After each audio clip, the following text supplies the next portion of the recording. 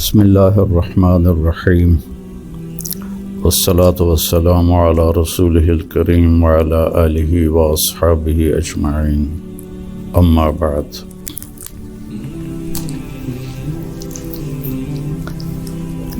دین اسلام زندگی گزارنے کا وہ طریقہ ہے جو اللہ نے جناب رسول اللہ صلی اللہ علیہ وسلم کے ذریعے سے ہم تک پہنچایا اور بتایا، ڈنڈے سے نہیں چلایا۔ باقی جو جتنی مخلوق ہے ان کو اللہ نے مجبور پیدا کیا ہے۔ آم کے درخت پر اس کی مرضی سے کیلا نہیں لگے گا، آم ہی لگے گا، یہ اس کے لیے پابندی ہے۔ کریلا کڑوا ہوگا، میٹھا نہیں ہوگا۔ بھینس نے دودھ دینا ہی دینا ہے، اس کو اختیار نہیں کہ وہ انکار کر دے۔ تو اس طرح پوری کائنات کو دیکھیں تو ساری کائنات اور سارے جانور، سارے جاندار بے جان، وہ ان کو اللہ نے پابند کر دیا ہے، وہ سے ادھر ادھر نہیں ہو سکتے۔ ہمارا چونکہ پیپر ہے کہ لیبلوکم ایکم احسن عملا، کہ تم میں کون اللہ کو راضی کر کے آتا ہے، کون اپنے عمل کو خوبصورت بناتا ہے، اور کون اس تھوڑی سی زندگی کے پیچھے اپنے اللہ کو ناراض کر دیتا ہے۔ تو جب اللہ ہی نے انسان کو بنایا اور اس نے ہی چلنے کا راستہ بتایا تو یقیناً وہ سب سے آسان ہوگا۔ پوری دنیا کے نئی نسل میں ایک بات کامن ہے، چاہے پاکستان میں ہو چاہے امریکہ میں ہو، دین پہ چلنا بڑا مشکل ہے۔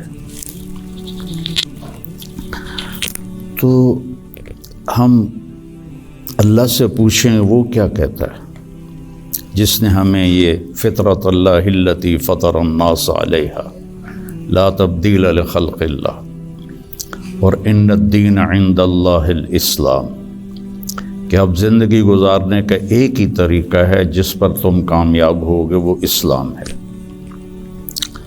تو اللہ تعالیٰ کہہ رہا ہے یرید اللہ بکم الیسر، اللہ تمہارے لیے آسانی چاہتا ہے، ولا یرید بکم العسر، اللہ تمہارے لیے تنگی اور مشقت نہیں چاہتا۔ یرید اللہ ان یخفف عنکم، اگر اس راستے پر چلو گے تو اللہ تمہیں ہلکا پھلکا کر دے گا، تمہارے اسٹریس دور کر دے گا، تمہاری یہ جو ایک اینزائٹی اور ڈپریشن کا لفظ پوری دنیا میں چلا ہے، یہ اللہ تمہارے دور کر دے گا اگر تم اسلام پہ چلو گے۔ یرید اللہ ان یخفف عنکم، اینزائٹی ڈپریشن کی دوائیں کیا کرتی ہیں؟ دماغ کو تھوڑا سست کر دیتی ہیں، تو اس کی جو فیلنگز ہیں نیگیٹو وہ ذرا کم ہو جاتی ہیں۔ تو اللہ تعالیٰ فرما رہا ہے میرے راستے پر چلو تو یہ آئیں گی نہیں، تم خوش باش رہو گے، مزے میں رہو گے۔ پھر اللہ تعالیٰ کہتا ما جعل علیکم فی الدین من حرج، میں نے تمہارے دین میں کوئی تنگی رکھی کوئی نہیں۔ بھوک لگی ہو تو روٹی کھانا مشکل کام ہے، کتنا آسان ہے۔ ہاں، اس کے لیے اگر کہیں جانا پڑے تو جانا پڑے گا۔ آپ لوگوں کے کھانے کا کیا باہر انتظام ہے؟ تو آپ لوگ باہر کھانا کھانے جاتے ہیں، یہاں بیٹھے بیٹھے تو نہیں آتا۔ تو اس کے لیے جو انسان تکلیف اٹھاتا ہے وہ اس کو محسوس نہیں ہوتی۔ تو بغیر مقصد کے جب کوئی تکلیف آتی ہے تو وہ محسوس ہوتی ہے۔ یہ میں پورا امریکہ، یورپ، آسٹریلیا، سارے بر اعظم پھرا ہوں، آپ کے ملک میں لائف بہت ٹف ہے، آسان نہیں ہے، بہت مشکل لائف ہے۔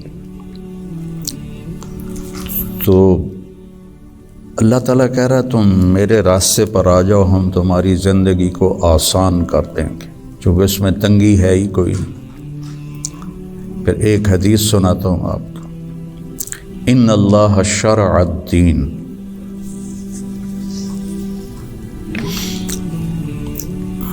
اللہ تعالیٰ نے تمہارے یہ دین کو شریعت بنایا۔ شرع کسے کہتے ہیں؟ بہتے پانی کو کہتے ہیں۔ بہتا پانی کتنا مفید ہے، کتنی پوری زندگی کا نظام پانی کے اوپر چل رہا ہے۔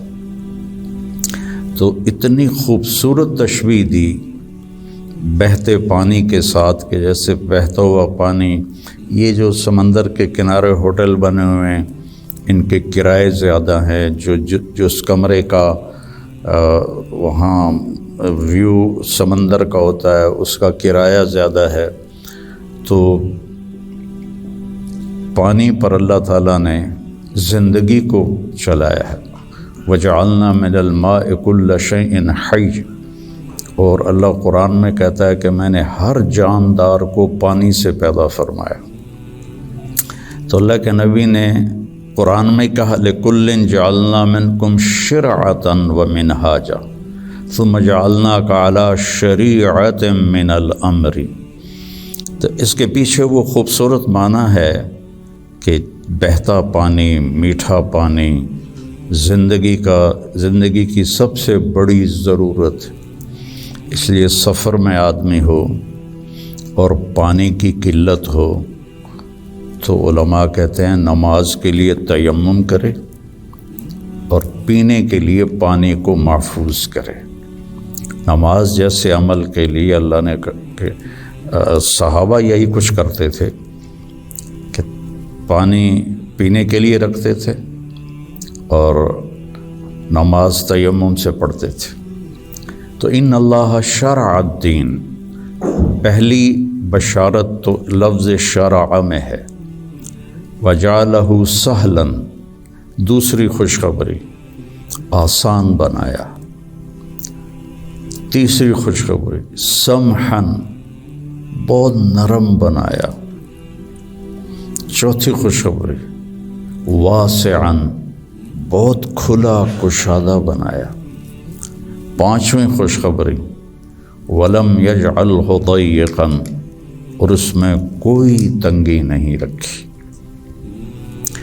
لیکن جیسے ہر چیز کو سیکھنا پڑتا ہے، دین کو بھی سیکھنا پڑتا ہے۔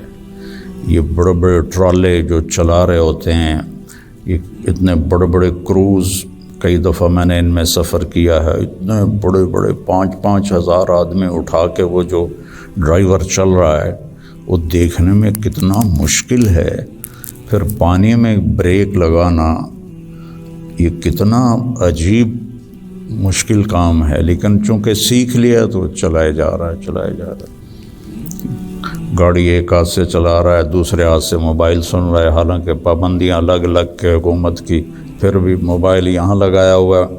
ہمارے ہاں تو موٹر سائیکل پر بیٹھا ہوا ہے، ایسے موبائل کر کے جا رہا ہوتا ہے، کھوتا ریڈی چلاتے ہوئے اپنا موبائل یہاں رکھا ہوتا ہے۔ تو سیکھنا پڑتا ہے، سیکھے بغیر تو آدمی سائیکل بھی نہیں چلا سکتا۔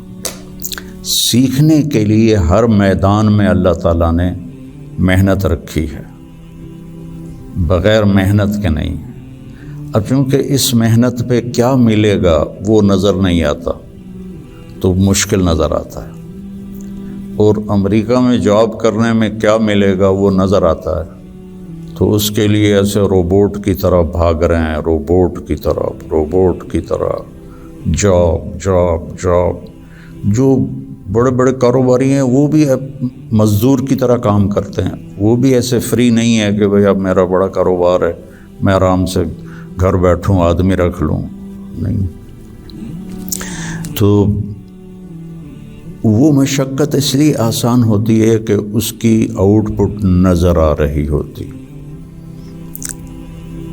اور جو دین کے اللہ نے ہم سے ڈیمانڈ رکھی ہے چند ہیں، کوئی بڑی بات نہیں ہے، چند مختصر، ایک لا الہ الا اللہ محمد رسول اللہ کی گواہی، وہ اللہ کا فضل، ہم سارے مسلمان یہ گواہی دیتے ہیں، پھر 5 وقت کی نماز ہے، اور سفر میں آپ کے لیے اللہ نے آدھی کر دی ہے، اکٹھی کر دی ہے، ظہر اثر اکٹھی پڑھ لو، مغرب عشاء اکٹھی پڑھ لو، اور رمضان کے روزے ہیں سال کے بعد، حج اور زکوٰۃ پیسے والوں پر ہے، عام لوگوں پر نہیں ہے، اور پھر ان میں کوئی کمی کوتاہی ہو جائے تو اللہ نے معافی رکھی ہے، کوئی نماز چھوٹ گئی قضا پڑھ لے، معافی مانگ لے، معاف ہو جائے گا، روزہ عذر کے ساتھ چھوڑے تو کوئی گناہ نہیں، بغیر عذر کے چھوڑے تو معافی مانگ لے اور روزہ رکھ لے تو وہ ہو گیا۔ اس کے بعد میں آپ کو ایک حدیث سناتا ہوں، آپ کو پورا دین آپ کے ہاتھ میں آ جائے گا۔ 10 لاکھ حدیثیں ہیں، میں ایک حدیث سنانے لگا ہوں، صرف ایک۔ میرے نبی نے فرمایا 4 اذا کانت فیک، 4 کام کر لو، صرف 4 کام کر لو، دنیا بھی تمہاری ہے، آخرت بھی تمہاری۔ پہلی چیز صدق و حدیث، ہمیشہ سچ بولو، جھوٹ نہ بولو، مذاقاً بھی جھوٹ نہ بولو، سچ بولو۔ دوسری چیز حفظ و امانت، کسی کو دھوکہ نہ دو، کسی کے ساتھ 2 نمبری نہ کرو۔ تیسری چیز حسن و خلیقت، اپنے اخلاق اچھے کرو، اور اچھے اخلاق 2 چیزوں سے قابو میں آتے ہیں، ایک اس زبان پہ قابو ہو، ایک دل کے جذبات پر قابو ہو، دل میں کسی کے لیے نفرت نہ ہو، اور زبان سے کسی کے کو ذلیل کرنے کا بول نہ ہو، غیبت نہ ہو، بہتان نہ ہو، جھوٹ نہ ہو، گالی گلوچ نہ ہو، تو کسی کو دل توڑنے والی گفتگو نہ ہو۔ یہ 2 باتیں کوئی عورت کوئی مرد کر لے تو اس کے تقریباً سارے ہی اخلاق اس کے قابو میں آ جاتے۔ ابو دجانہ رضی اللہ تعالیٰ عنہ ایک بہت بڑے صحابی ہیں، ان کے اتنے فضائل ہیں، کتابیں بھری پڑی ہیں، لیکن وہ فرماتے تھے کہ میرے بھائیوں، میرے پاس بخشش کا سب سے بڑا جو عمل ہے وہ یہ ہے کہ میں نے اپنی زبان سے کبھی کسی کو دکھ نہیں پہنچایا، اور میرے دل میں کسی کے لیے نفرت کوئی نہیں ہے۔ وہ بدر میں شریک ہوئے، احد میں شریک ہوئے، خندق میں شریک ہوئے، حدیبیہ میں شریک ہوئے، حج میں شریک ہوئے، یمامہ میں شہید ہوئے، اتنی بڑی فضیلتیں، لیکن وہ کہتے ہیں میرے پاس بخشش کا عمل یہ ہے کہ میں نے اپنی زبان سے کبھی کسی کو دکھ نہیں پہنچایا، اور میرے دل میں کسی کے لیے نفرت نہیں ہے۔ یہ فرائض کے بعد اس 2 چیزوں پہ آپ عمل کر لیں تو آپ کے اخلاق بہت عالی ہو جائیں گے۔ اور چوتھی چیز فرمائی عفت فی طعمۃ، کہ رزق حلال کماؤ۔ تو یہ 4 کام ہیں، سچ بولنا، دیانتداری سے کام کرنا، دھوکہ نہ دینا، اخلاق اچھے رکھنا، اور رزق حلال کمانا۔ تو ان 4 کاموں پر جہاں مرضی آپ دنیا میں زندگی گزاریں، آپ کی دنیا بھی بن جائے گی، آپ کی آخرت بھی بن جائے گی۔ یہ تبلیغ میں اس کو سیکھنے کی محنت ہوتی ہے کہ اس میں تھوڑا وقت لگتا رہے تو زندگی کو ایک رخ مل جاتا ہے، اور عمل کی توفیق مل جاتی ہے۔ نماز کی شکر۔